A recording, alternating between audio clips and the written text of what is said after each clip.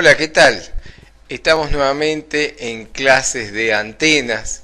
Soy el ingeniero Roberto Breslin y vamos a ver en esta clase, la número 10, varios temas, entre ellos el dipolo sobre el plano eléctrico conductor.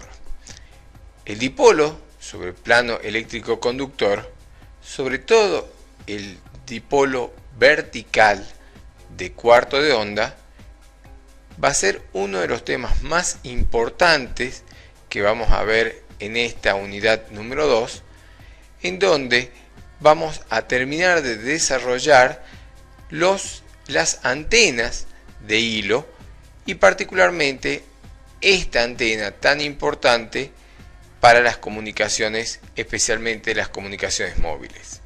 Entonces, ¿estamos listos? Vamos a ver el dipolo sobre plano eléctrico conductor. Bueno, vamos a ver en esta clase entonces lo que es el dipolo corto en primer lugar,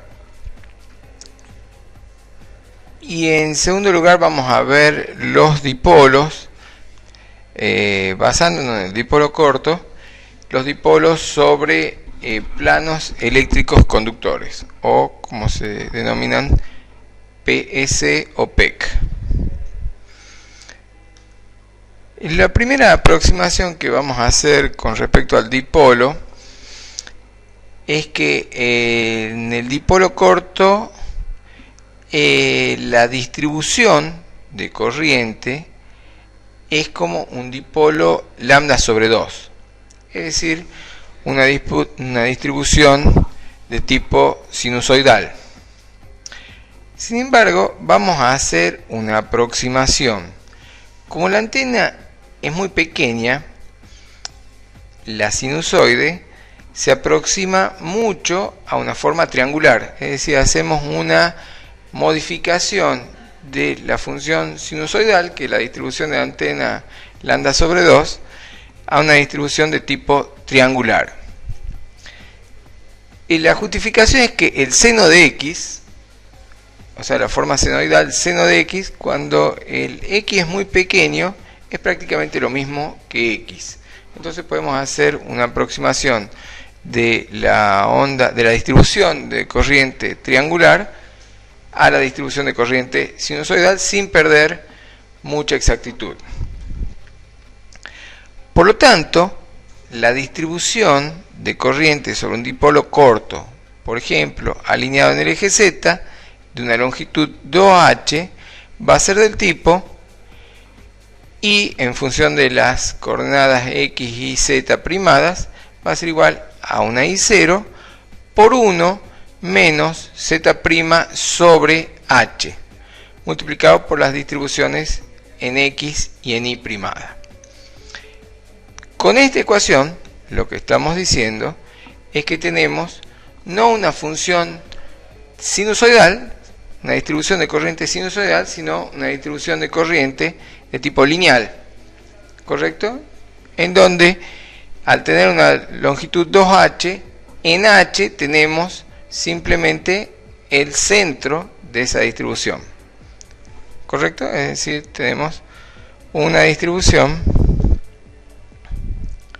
de este tipo,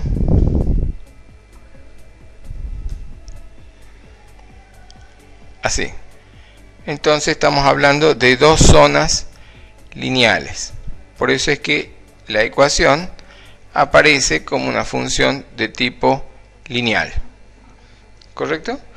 Lo que pasa es que nuestra antena es esta, que tiene una longitud total h, ¿sí?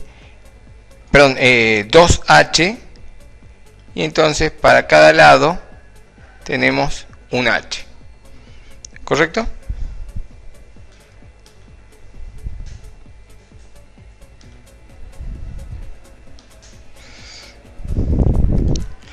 ¿Cuál va a ser el procedimiento de cálculo? Va a ser el procedimiento natural, es decir, partimos de una distribución de corrientes, vamos a calcular el vector n A partir del vector n vamos a encontrar el potencial vector A, y luego a partir del vector potencial A vamos a calcular, como siempre, los campos radiados eléctrico y magnético. Pero básicamente vamos a calcular, como siempre, los campos eléctricos, ¿sí?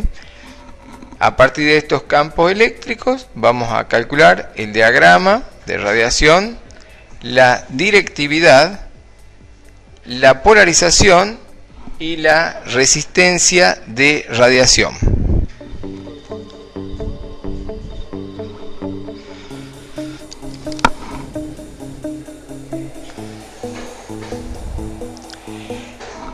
Este cálculo no lo vamos a hacer, pero algunas de las conclusiones que podemos obtener de un diagrama, de un cálculo de este tipo, en donde es el mismo cálculo que para el dipolo corto con distribución horizontal, con distribución uniforme, es decir, que la corriente sea del mismo valor a lo largo de toda la antena, es que lógicamente lo primero que vamos a tener es que la polarización también va a ser lineal, igual como en el dipolo corto, en donde teníamos una polarización de tipo lineal. El diagrama de radiación es igual que considerar una distribución uniforme, y al tener un diagrama de radiación igual, la directividad obviamente va a ser la misma. Acuérdense que la directividad para un dipolo corto con distribución uniforme era 1,5, y en este caso, aunque la distribución sea diferente, es decir, que tengamos una distribución triangular, la directividad también va a ser igual a 1,5.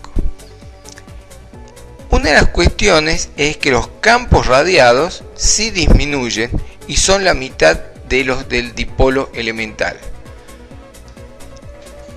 Y la resistencia de radiación es la cuarta parte del dipolo elemental.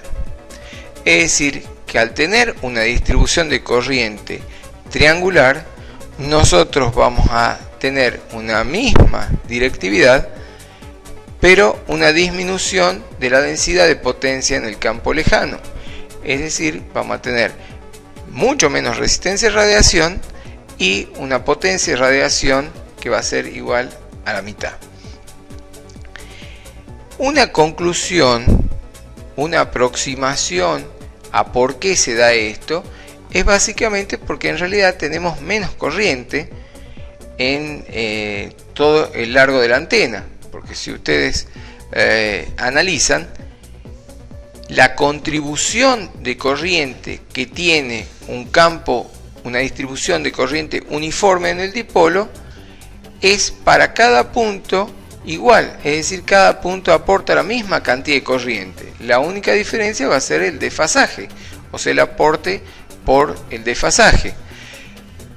Pero en el campo lejano, basado en una distribución de corriente triangular, nosotros tenemos que tener en cuenta de que estamos diciendo que en los extremos de la antena tenemos cero corriente.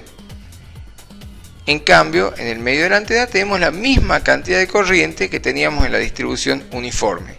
Por lo tanto, se puede pensar que al haber menos corriente en promedio, vamos a tener, por supuesto, menos potencia, menos densidad de potencia y, por supuesto, menos resistencia de radiación, que recuerden que la resistencia de radiación está asociada directamente con lo que es la densidad de potencia. Ahora, ¿por qué nosotros debemos asumir que el dipolo corto no puede tener una distribución de corriente uniforme y sí triangular? Y es básicamente porque, si uno lo piensa, al terminar la antena, es decir, en los extremos de la antena, no podría haber corriente, porque si hubiera corriente tendría que haber una acumulación de carga, y no existe acumulación de carga en los extremos de la antena. Por lo tanto, otra de las formas de ver la forma de distribución de corriente es pensar que siempre en los extremos de la antena nosotros vamos a tener necesariamente un nulo de corriente, ya sea que lo tomemos como la distribución normal sinusoidal en lambda sobre 2, o que lo tomemos como una distribución triangular, que es una modificación de la distribución sinusoidal. Bien, acá tenemos un gráfico en donde se muestra la eficiencia en función del diámetro del conductor. Hasta ahora nosotros no habíamos hablado del diámetro del conductor. Habíamos dicho que las antenas eran de hilo, pero nunca habíamos dicho cuál iba a ser el diámetro de ese hilo. En este gráfico podemos ver cómo varía la eficiencia que tiene la antena considerando distintos diámetros de conductor. Por ejemplo, en el primero, en este que aparece en color azul, tenemos un diámetro de conductor de 1 milímetro. Fíjense cómo la eficiencia es bastante baja. Después, a altas frecuencias ya se van igualando, o sea, cuando la longitud de onda, por el efecto de aumento de la frecuencia, la longitud de onda se va haciendo tan chiquita y se va haciendo comparable al diámetro del conductor, entonces se mantiene todo igual. Pero en bajas frecuencias, o sea, con frecuencias más chicas, vemos cómo acá en naranja tenemos un conductor que es de 10 milímetros. Fíjense que la antena total tiene 50 milímetros y la mayor eficiencia la obtenemos cuando tenemos un conductor de 100 milímetros. ¿Sí? Entonces, lo que vemos es que existe efectivamente una relación entre el diámetro del conductor y la longitud de onda. Es decir, no solo la eficiencia de la antena, la directividad, lo demás está dado por la longitud física de la antena en relación a la longitud de onda, sino que también tiene que ver el diámetro del conductor. De hecho, según el tipo de antena, con diámetros de conductor más grandes tenemos mayor eficiencia. Esto tiene que ver también con las pérdidas óhmicas.